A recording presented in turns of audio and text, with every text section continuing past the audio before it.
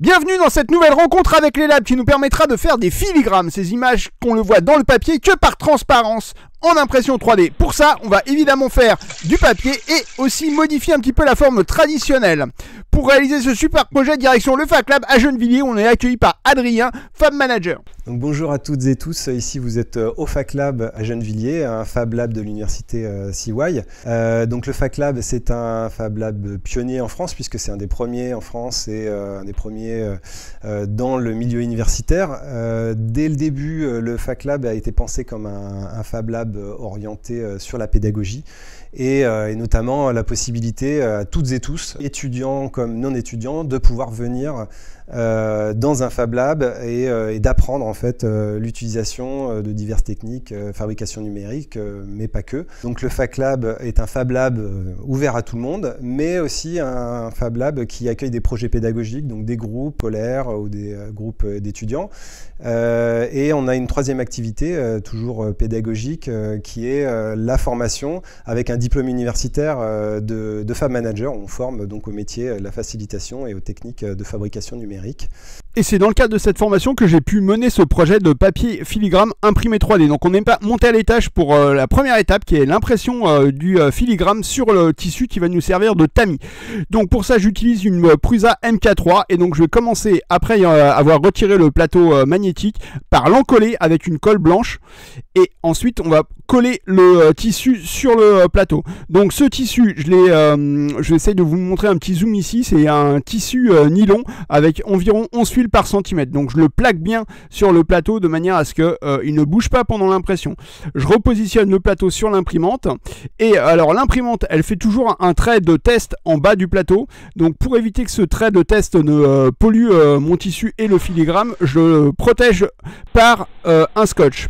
Ensuite, je peux lancer l'impression. Donc l'imprimante, elle fait toujours un premier niveau de plateau. Et donc, il faut bien faire attention à ce que le tissu ne s'accroche pas sur la tête.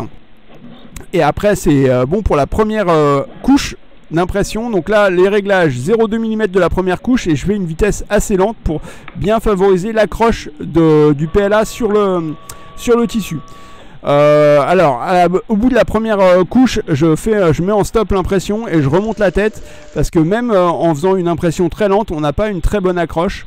Donc, pour favoriser l'accroche, moi, ce que j'ai fait, c'est que je vais venir fixer cette première couche au tissu avec le fer à repasser. Donc, je protège l'ensemble avec un papier cuisson et au fer à repasser, je viens presser légèrement pour bien au fer maximum de température pour voilà, là on voit le PLA qui a fondu et qui accroche un petit peu au papier cuisson. Donc je le retire délicatement et on va pouvoir lancer les couches suivantes à vitesse normale. Une fois que c'est fini, je vais pouvoir retirer le plateau. Donc là j'ai fait des couches de 0,1 et pour une épaisseur totale de 0,4 mm qui va me permettre de faire le filigrane. Donc je redescends pour l'étape suivante, la deuxième étape qui est la réalisation des feuilles en elles-mêmes. Donc je vais commencer par décoller le tissu du plateau à grand dos. Ça va dissoudre la colle et je vais pouvoir décoller gentiment le tissu du plateau et le mettre à sécher. Une fois qu'il est sec, on va pouvoir réaliser les feuilles. Pour réaliser les feuilles, on va utiliser un cadre qui est sur une base de conception de cadre de sérigraphie. Donc je vous remets en lien le tuto et je vais commencer par tendre un premier tissu qui est une moustiquaire plus épaisse avec plus large. Là je vous mets un petit zoom et donc je tends cette moustiquaire. Alors elle est plus rigide, donc elle est un peu plus dure à tendre. Il faut vérifier qu'on n'a pas de poches qui se sont formées, mais l'intérêt c'est qu'une fois que ça s'est positionné, ça reste on n'a plus trop à y toucher. Donc je positionne ensuite le deuxième tissu et que je viens tendre de la même façon sur le cadre et sur le premier tissu. Alors pourquoi ces deux tissus? Parce que en fait en n'utilisant qu'un seul tissu, on voit que les gouttes se forment dans le tissu et ça bloque l'égouttage. Donc et l'égouttage est très important. Donc pour éviter que les gouttes se forment, pour casser ces gouttes plutôt, je vais rajouter ce deuxième tissu et depuis ça marche plutôt pas mal.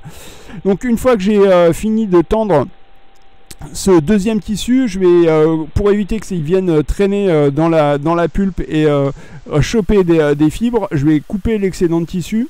Donc tout simplement au ciseau, je coupe à ras et on va pouvoir une fois qu'on a fait ça, lancer la réalisation des feuilles. Donc pour la réalisation des feuilles, j'ai mis la couverte. Là, je l'ai fixée sur le cadre en utilisant tout simplement des crochets que j'ai vissés sur la couverte et des tendeurs. Donc ça me permet d'avoir un système qui flotte, dans lequel j'ai juste la couverte qui est accessible et dans lequel je peux mettre uniquement la pulpe dans le bassin formé par la couverte. Par contre, il faut bien agiter pour que toutes les fibres se mettent bien en suspension dans l'eau et je vais pouvoir puiser et former la feuille. Donc en agitant côté droit, côté gauche, haut, bas et en laissant s'égoutter tranquillement, je vais former une feuille traditionnelle. Donc là, je peut maintenant retirer la couverte, donc en retirant les tendeurs et pouvoir coucher la feuille. Donc avant de coucher la première feuille, ce que je mets sur la table, c'est des petites bandes de papier de manière à former un petit dôme qui va faciliter le couchage. Je mouille mon premier feutre assez abondamment à l'eau, ce qui va me permettre de favoriser l'accroche de la feuille sur le feutre.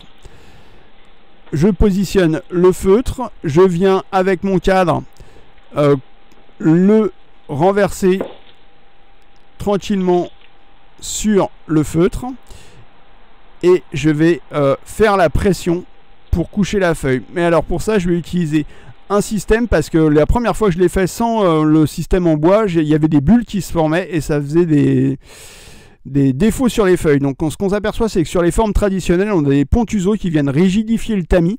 Et donc moi, avec les pinces, je pouvais pas mettre ces pontuseaux. Donc c'est pour ça que j'ai mis ce système de pontuseaux amovibles sur le bois. Et c'est ce qu'on voit ici quand j'appuie. On voit bien l'eau qui remonte et on n'a pas de bulle qui est formée sur la feuille. On voit bien le filigrane.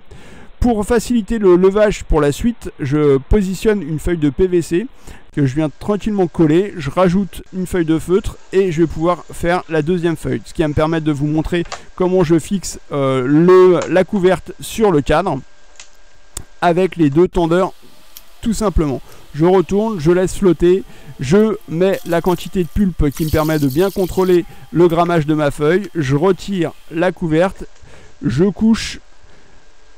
Voilà, je viens mettre en pression avec les pontuseaux amovibles et j'ai la feuille qui est formée.